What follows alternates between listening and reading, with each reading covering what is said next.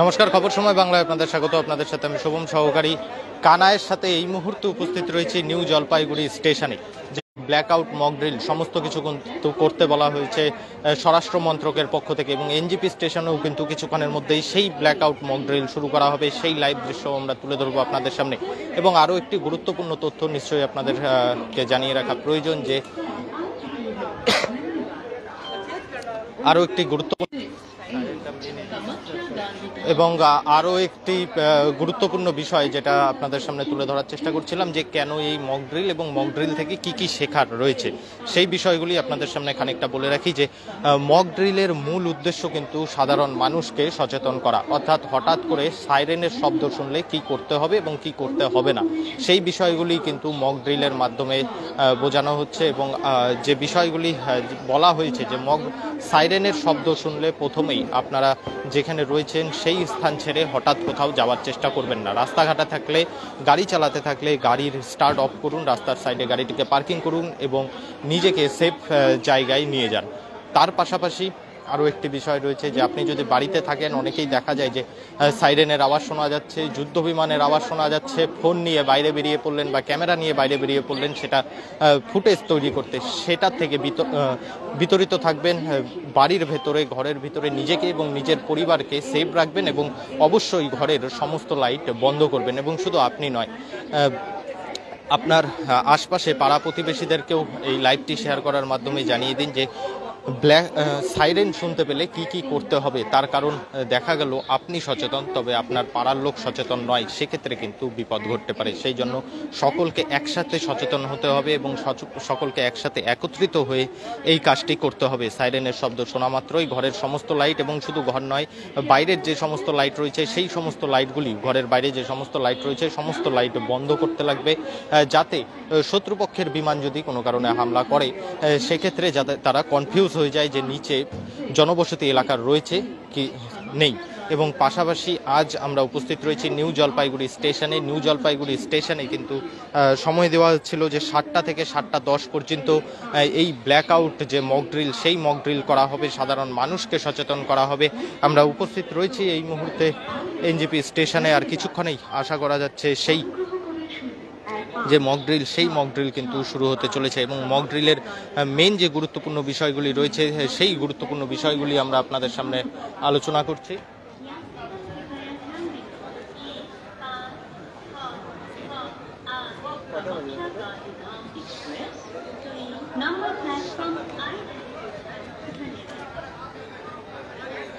এবং যে সমস্ত গুরুত্বপূর্ণ বিষয়গুলি রয়েছে সেগুলো আবারও আপনাদের সামনে একবার আলোচনা করি।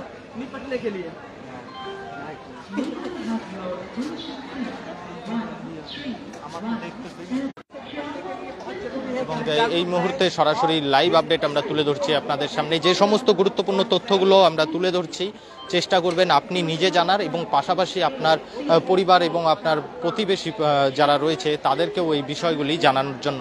তার কারণ হঠাৎ করে সাইরেন শুনতে পারলে কি করতে হবে।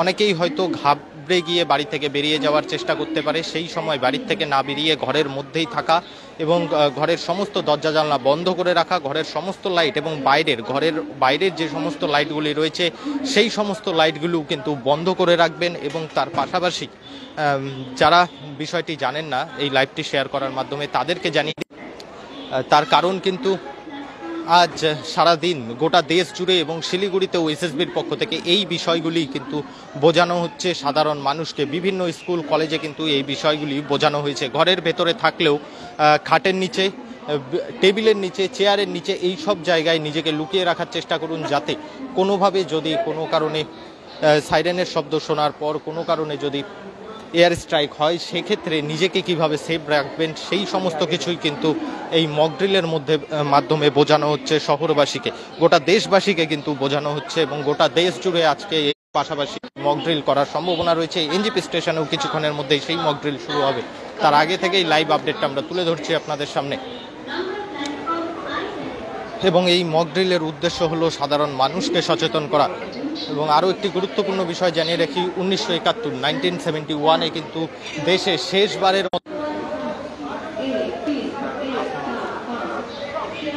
1971-এর পরে এই প্রথমবার, অর্থাৎ 1971-এর পরে 2025-এ দেশের সরকারের পক্ষ থেকে কিন্তু এমন ঘোষণা করা হয়েছে মক ড্রিল করার জন্য। এবং ইতিমধ্যে কিন্তু পাকিস্তানের 9টি জায়গায় এয়ার স্ট্রাইক করেছে ভারতীয় বায়ুসেনা। জঙ্গি যে জায়গাগুলি রয়েছে, জঙ্গি ঘাঁটিগুলি রয়েছে, সেই জঙ্গি ঘাঁটিগুলিতে কিন্তু এয়ার স্ট্রাইক করেছে ভারতীয় বায়ুসেনা। এবং সেই তথ্যটাও আমরা চেষ্টা করব আপনাদের সামনে তুলে ধরার জন্য যে কোন জায়গাগুলিতে এয়ার স্ট্রাইক করা হয়েছে। সেই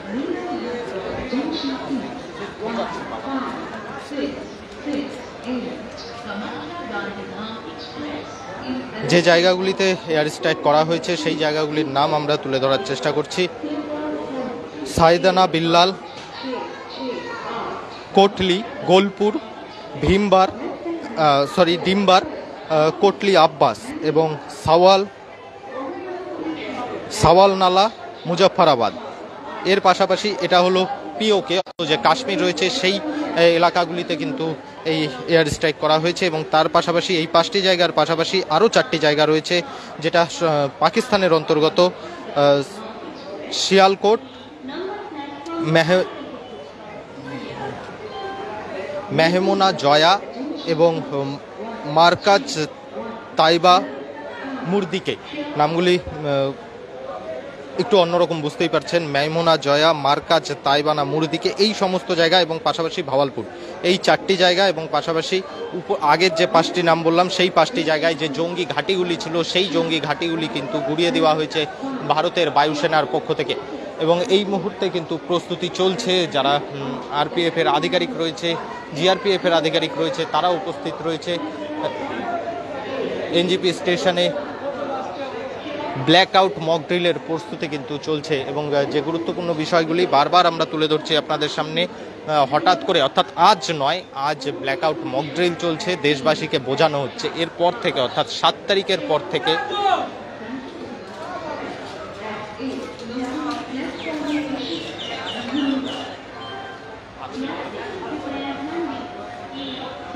7 তারিখের পর থেকে যদি কোথাও কখনো সাইরেনের আওয়াজ পান, অর্থাৎ সেই সাইরেন কিন্তু এয়ার সাইরেন খানিকটা আলাদাই হবে।